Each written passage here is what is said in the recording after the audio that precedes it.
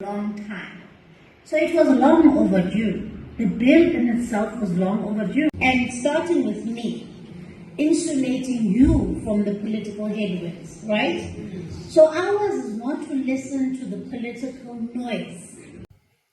You've just watched a clip of the new Minister of Education, Gwarube, supporting the President signing the BELA Bill and encouraging the Education Department to ignore our views as what she calls noise. Now, that may be a surprise to some people. It's not a surprise to me. A few years ago, Gwarube proposed a law to ban helping homosexual people and transgender people to change, and that could also get parents into trouble if their children were struggling with that problem.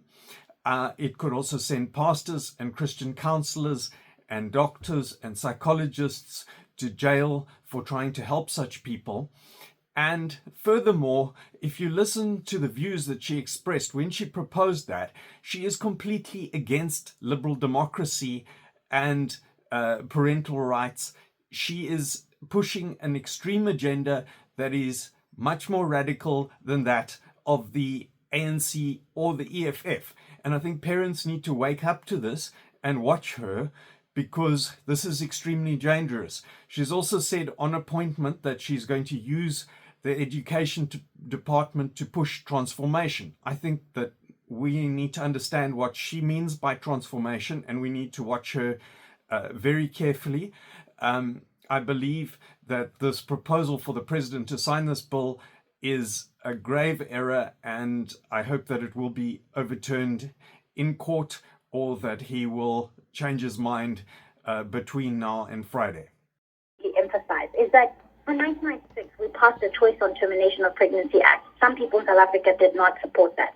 In 2006 we passed the Civil Union Act. And so what I'm trying to say is that as members of parliament and as public representatives, we've got to lead the charge in breathing life into the Constitution, and then core beliefs will then come to shift as a result. But what we cannot do is we cannot pander to the worst parts of ourselves by simply saying, no, because I don't believe in it, then it can't be so. We have to give effect to what the Constitution says.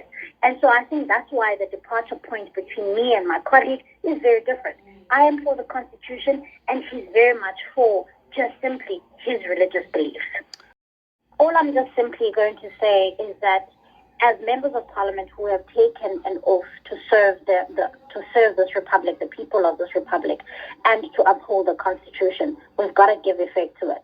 That we have to lead by example, and we've got to do everything that we can to use the legislation that is available to us to change beliefs. Otherwise, every single year we bemoan hate crimes against the LGBTIQA plus community, and we say all of these things, but they mean nothing if we don't follow through with saying, here are harmful practices. Yep. Let's outlaw harmful practices. It does not mean outlawing parenting your children. Okay. It does not mean outlawing anything else other than abuse.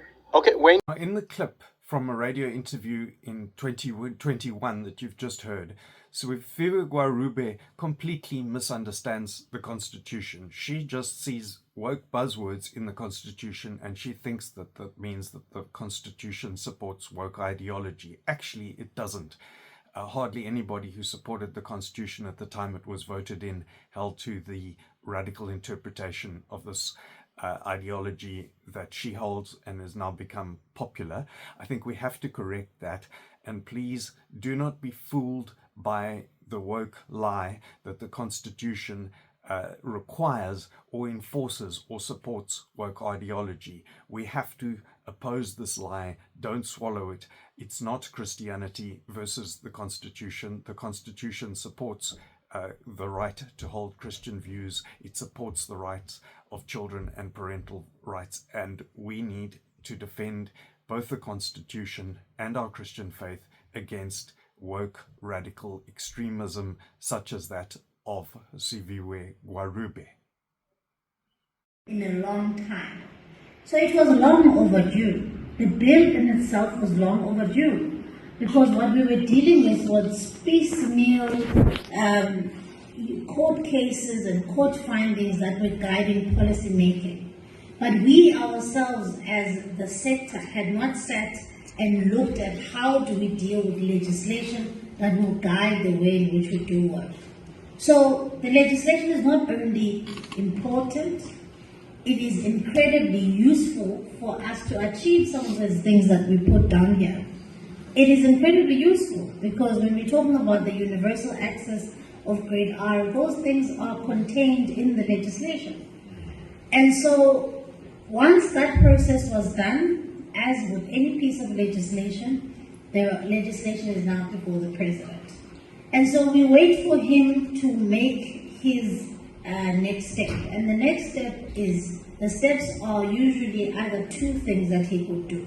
He could either, on the basis of Section 79 of the Constitution, decide to send the bill back to Parliament by saying that there are constitutional concerns, or he could merely sign the bill.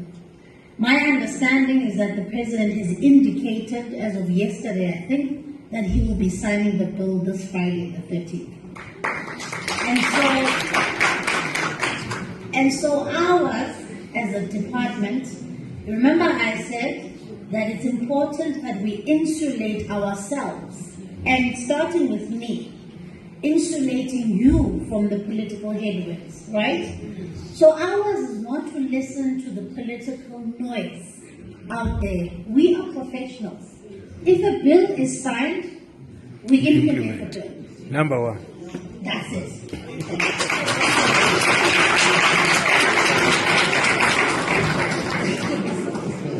Is there any... Just to answer Siviwe Gwarube's excuse for supporting the BELA Bill, she's saying that it needs to be signed because it will make grade R compulsory. Now, some people support that, some people oppose that. That is not one of the issues which we are concerned about in terms of parental rights. And we've given the President and the members of Parliament a list of about 10 issues, 10 clauses that need change. In total, there are about 50 clauses in the BELA Bill. The rest of them we are not concerned about. They can fix this thing and they can maybe 6 months later implement this thing. They do not urgently need to do that now, and that is not an excuse for signing this bill on Friday.